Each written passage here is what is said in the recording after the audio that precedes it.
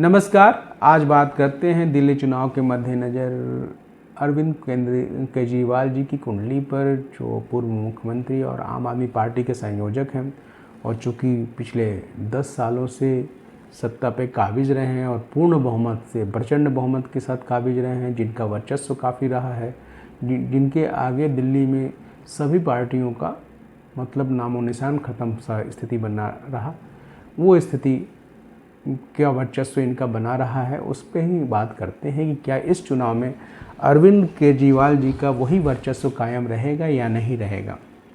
अरविंद केजरीवाल जी का जन्म 15 अगस्त 1968 को हरियाणा में हुआ है। मेष लगन और वृषभ लगन की संधि में जन्म हुआ है। इनके जो पारिवारिक स्ट्रक्चर है, इनका जो पीछे की घटनाएं हैं और इनके जो नेचर है आचरण से, उससे ये समझ में आता है कि इनका मेष लगन ही है।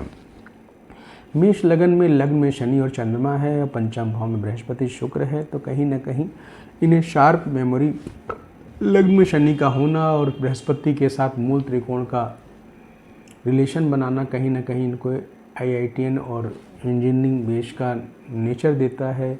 और उसके बाद 27 वर्ष की अवस्था के बाद से इनका जो बहुत ज़्यादा अच्छा कंसंट्रेशन, फोटोजेनिक मेमोरी और बहुत ज़्यादा शार्प मेमोरी कहीं ना कहीं ने UPSC क्वालिफाई कराना और IAS में ले जा IRS क्वालिफाई कराना, उसके संकेत इस कुंडली से मिलते हैं, इसलिए इनका मेष लगन माना जा सकता है। पंचम भाव में बृहस्पति का होना, पंचमेश सूर्य और मंगल का चतुर्थ भाव में होना, मंगल नीच का होना, इनकी बॉडी की इम्यून सिस्टम माने रोग प्रतिरोधक क्षमता को कमज़ोर करता है, जिसकी वजह से इनको ENT सेंसिटिविटी या बार बार गले की प्रॉब्लम बनती है, जो है क्योंकि तृतीयेश और द्वितीयेश दोनों ही पंचम भाव में पाए जा रहे हैं और पंचमेश सूर्य कहीं ना कहीं कमज़ोर हो गया है, वो कर्क राशि में, जलीय राशि में कमज़ोर हो गया है, तो इसमें विटामिन D की कमी होती है, इम्यून सिस्टम कहीं ना कहीं वीक होता है, ये सब चीज़ें होती हैं। तो इस आधार पे ये लक्षण काफ़ी हद तक मेष लगन की कुंडली मैच करती है। अब बात करते हैं चुनाव के नतीजे से। तो चुनाव के मामले में अगर हम बात करें तो अरविंद केजरीवाल जी जब से बृहस्पति की महादशा लगी है इनकी कुंडली में 2011, तब से इनका एक्सपोजर, इनका वर्चस्व बढ़ना शुरू हुआ है और इनका वर्चस्व जो है वो जनवरी 2027 तक ये बृहस्पति की महादशा है, तो कहीं ना कहीं वर्चस्व तो थोड़ा बहुत रहेगा। लेकिन जो बीच में एक डिस्टर्बेंस आ रहा है कि 29 मार्च 2025 को इनके ऊपर जब शनि की 7.5 आ रही है, तो कहीं ना कहीं बड़े परिवर्तन का संकेत दे रहा है, कहीं ना कहीं इनके वर्चस्व को नुकसान पहुंचाता हुआ दिखाई दे रहा है। अभी जो करंट चुनाव हो रहा है, उस करंट चुनाव की बात करें तो मेष राशि के हिसाब से अगर गोचर की बात करें तो देखा जाए कि ये जो बृहस्पति का गोचर है वो बहुत अच्छा नहीं कहा जाएगा।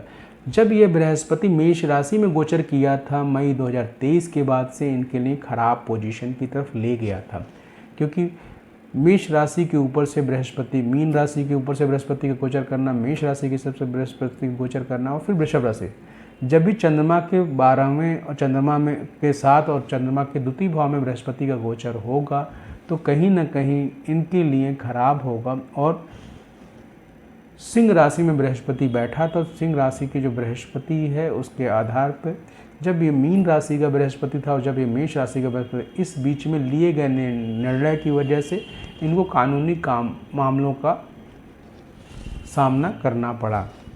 मीन का बृहस्पति जब था तभी ये सारी प्रॉब्लम, मेष का बृहस्पति जब था तभी ये सारी प्रॉब्लम्स डेवलप हुए। मेष का बृहस्पति मई 2023 से लेकर के मई 2024 तक था।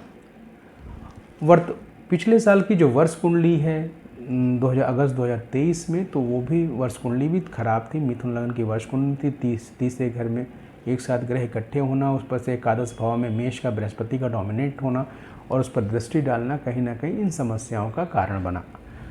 अब बात करते हैं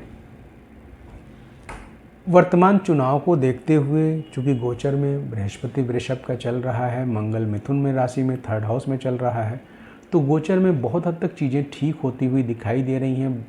कहीं ना कहीं वृषभ का बृहस्पति अरविंद जी के लिए पहले से मेष के बृहस्पति के कंपैरिजन में अच्छा कहा जाएगा, तो कहीं ना कहीं इनको जेल से बाहर लाना सहायक रहा है, चीज़ों को फिर से वो कर पा रहे हैं। लेकिन फिर भी चूँकि बृहस्पति में राहु की महादशा चल रही है, राहु की अंतर्दशा चल रही है और राहु इनकी कुंडली में 12 में बैठा हुआ है, तो अभी भी पहले जैसी मजबूती नहीं महसूस कर पा रहे हैं। कहीं ना कहीं ये स्ट्रेस में है, कहीं ना कहीं ये परेशान कहें तो। राहु की अंतर्दशा बृहस्पति में एक, और चूँकि बृहस्पति पंचम भाव में है, राहु द्वादश भाव में है, अब बृहस्पति और राहु के बीच एक खडाष्टक योग बन रहा है, तो बृहस्पति में राहु की अंतर्दशा कहीं ना कहीं इनको परेशान करी। ऐसे में चुनाव होना, गोचर का सपोर्ट जरूर मिलेगा, तो इसलिए निसंदेह इनका जो वोट परसेंटेज है वो लगभग थोड़ा बहुत मिनिमाइज भी होगा, जिससे सीटों पे गिरावट आ सकती है।